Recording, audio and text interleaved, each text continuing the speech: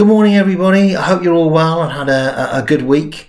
The weather's been absolutely amazing, and I believe it's going to get even nicer next week. And I've actually got the week off, which is good. So it feels strange that saying I've got the week off when I'm at home anyway.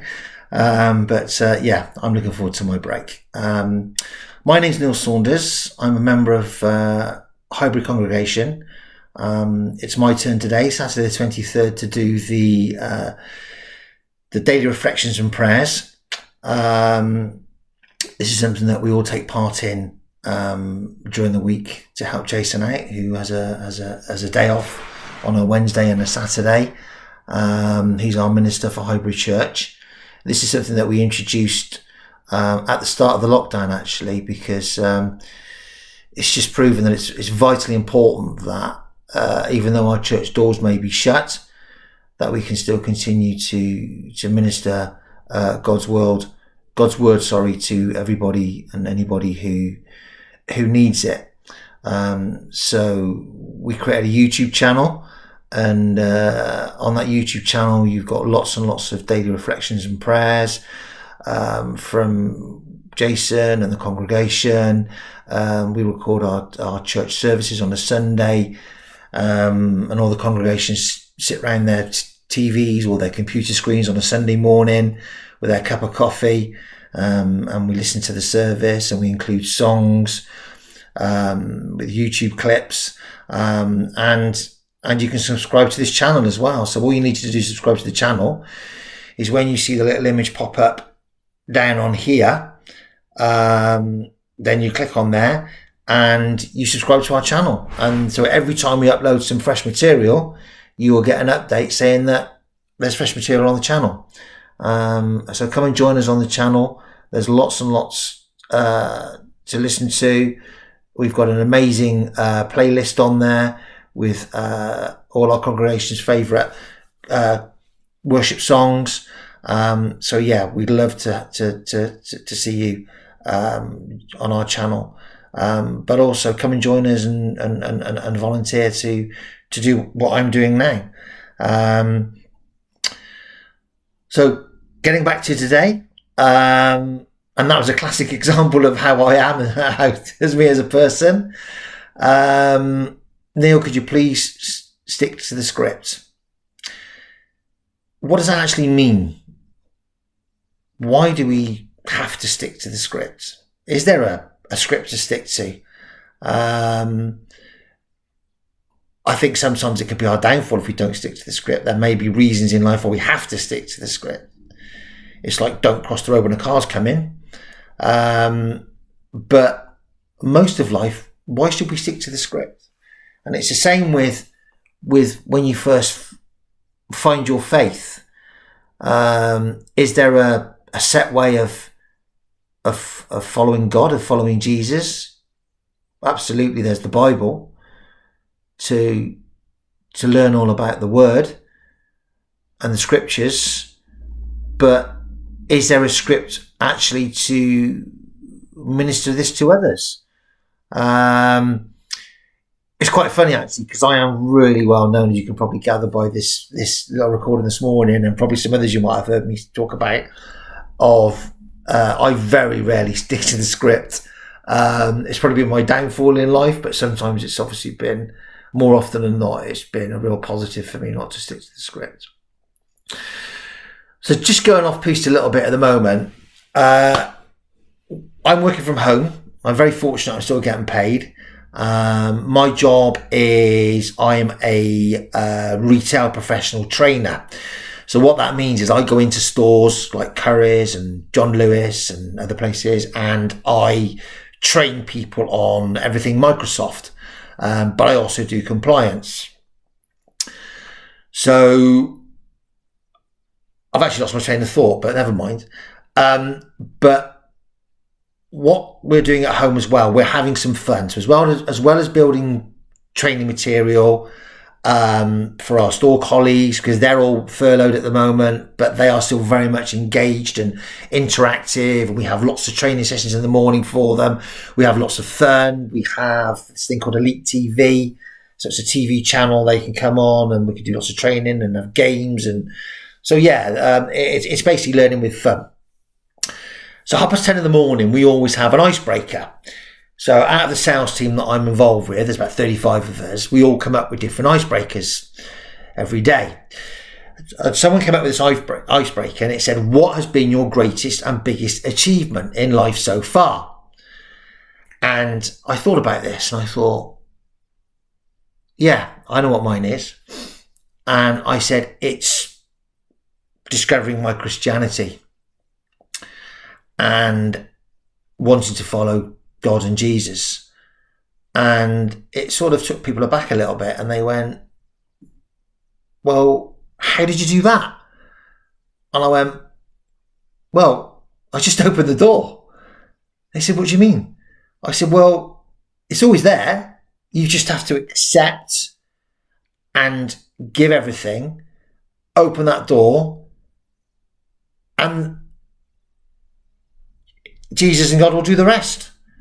So, and they were absolutely taken aback. And I said, it's as simple as that. That's all you have to do, is invite them in. And it's just a matter of just opening that door. And yeah, it really blew them away. But I said, there's no script. There's no way you have to do this. I said, once the door's open, the rest is laid out before you, and you just have to let it come in, let it envelop you, and just listen and follow. And that was the script, I suppose, in some respects, but I don't see it as a script. And it's a little bit now, isn't it? We're not really following a script at the moment. We're doing everything online. So it's not about the church building. It's about the faith. It's about the community. And it's so important that this continues. And I know that we've just recently had a meeting and there's been a divide about, when we go back to the normal, if there is a normal, then, it's all about going back to the church. It's all about the Sunday service. It's all about the Sunday service in the evening. It's all about everything that happens in the church. And I understand that. And we have to be mindful and respectful of people who feel that that's what it should be all about. But at the end of the day, our faith in Jesus should be all at the centre of all of this. So why should there be that type of script when we can do things like this as well? So we can reach to a much, much wider audience. We can reach globally. We can reach people that perhaps didn't realise it was just as simple as opening the door. I heard something on the radio this morning, because I listen to Premier Praise, which I love because of the worship songs, and something like a 60% increase of people searching online for online prayer. Now, yes, a big element of that will be people who haven't been able to go to church, but there'll also be an element of that of people who desperately need to search for online prayer. We've just had Mental Health Week, awareness. Those people. I suffer myself from mental health, as most of you know. So it's so important that this continues. This style of ministry continues. It's not following the script. It's not going to church. But it's still our faith. It's still ministering the word. And we're ministering the word through our community. And that's what's absolutely so amazing about all of this. I'm just going to tell a little story, and it always makes me smile, because I love opening the service in church. I mean, I absolutely love it. But I never follow the script. And it actually always makes me smile a little bit. Because there's a set way of doing things. You've got if I can find it somewhere, just bear with me. Where's it gone? You've got your green sheet. So this is our Connect at Highbury, which tells us about the service. It tells us about what's going on. It has our mission statement on here. This is actually the old green sheet. We've now renamed it Connect at Highbury. It tells you all about the activities. It's got important stuff on there, which is our charity that we're supporting for the month, and other events and useful information. So the person who opens the service is literally just welcoming the congregation and new members, and and going through the green sheet, or the Connect at Highbury it's now called. I have to remember that because it's not called the green sheet anymore. I remember one morning it was my turn to open the service, and this was actually said for all the right reasons. We had a very, very busy service lined up, and so I walked in. I had everything planned that I was going to do, what I wanted to say, and a lot of the inspiration that I get is from fresh from the Word, which then dovetails with, of course, the Bible. And this was the Good News Bible that Richard Cleves, our previous minister, first gave me when I first joined Highbury. So anyway, I remember it was a lovely day, and I walked in, and one of the members of the congregation came up to me and said, "Neil, could you just make sure that this morning you actually," and I think the words that we used were actually stick to the script, and it was said for all the right reasons. I absolutely accept that, but it really did make me smile, and guess what? I didn't stick to the script, but I know I didn't put anybody under pressure. I know the service went smoothly, but it actually did make me smile. Could you please stick to the script? Oh God, just thinking about it now just makes me laugh. Oh dear. So yeah. What does stick to the script actually mean? That's actually my point. So that brings me to what I wanted to just say today, and it's really weird. What I find is, and I'm the same when I do, prayers of concern within the church as well. I don't actually have anything prepared, if you can call it prepared, until the morning. It's sort of awake at about 6-7 in the morning on that Sunday, and all of a sudden it just comes to me, and then even when I'm up there I still ad lib, but it's just that amazing feeling. And it's a little bit with the same with these daily reflections. We have an agenda. We have a schedule of when we're helping out. And at the moment, I'm going to be doing probably every other Saturday, I think. And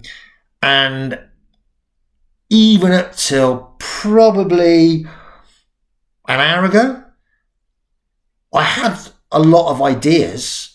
I had a lot of what I wanted to say. And literally, this came to me about 20 minutes ago. So yeah, this is how it works. You just don't have to plan too much. You don't have to get anxious about these things. You don't have to worry, because it just happens. It just comes to you. I'm conscious that I'm 13 minutes in already, so I am going to just a true follower. As a teacher, I have supervised many generations of young people in the exam hall. There's always the one who needs to be given several sheets of additional paper, or the one who finishes with a flourish a good half hour before the end of the exam. We probably remember from our own youth how unnerving this can be. Am I writing enough or too little? Why is he finished if I haven't? Am I clever enough for this? However single-minded we are, watching others can put us off our stride and knock our confidence. Several years ago, I heard an Olympic champion being interviewed on TV after a race that a casual observer might have feared she would not win. As I recall, the conversation went like this. "Weren't you bothered that everyone seemed to be going past you?" asked the commentator. "Not really," replied the athlete. "My coach has trained me to concentrate on my own race and not to worry about the people around me. I knew I would be all right if I just did what he said." It's a bit of a truism to say Jesus is our coach, but the athlete's single-mindedness draws out some helpful parallels with this passage. Jesus calls us each to our own Christian walk, not to try to walk the way of another. We must each understand and believe for ourselves. As we each commit to discerning our own way, our paths will cross with those of many fellow pilgrims, all called to their own journeys. Maybe we will wonder at our own difference, but this is too part of our calling. So the verse that's put in with that from the Bible is John 21, verses 20 to 25. When Peter saw the disciple whom Jesus loved, he said to Jesus, "Lord, what about him?" Jesus said to him, "If it is my will that he remain until I come, what is that to you? Follow me." I'm just going to, if I can find it, I do apologise for this, folks. This is something that I was given when I first discovered my Christianity, and it was the help of the Alpha Group when I was living in Cornwall, knowing God personally. And I was just going through it very quickly this morning, literally about 15 minutes ago probably, or a little bit longer, because we're doing 60 minutes on this already. And I've just looked at the back here, and it says, several logs burn brightly together, but in fact, let's do this as a prayer. Let's pray. Several logs burn brightly together, but put one aside and its fire goes out. In the same way, God doesn't intend you to live the Christian life in isolation. When you invite Christ into your life, you are born into God's family. Amen. Let us now say the prayer that Jesus taught us. Our Father, who art in heaven, hallowed be thy name. Thy kingdom come, thy will be done, on earth as it is in heaven. Give us this day our daily bread, and forgive us our trespasses, as we forgive those who trespass against us. And deliver us from evil. For thine is the kingdom, the power and the glory, forever and ever. Amen. Have a wonderful day, and don't forget, if you want to find out more, just click the subscribe button down here. God bless. It's been a pleasure to be able to do this morning. Bye.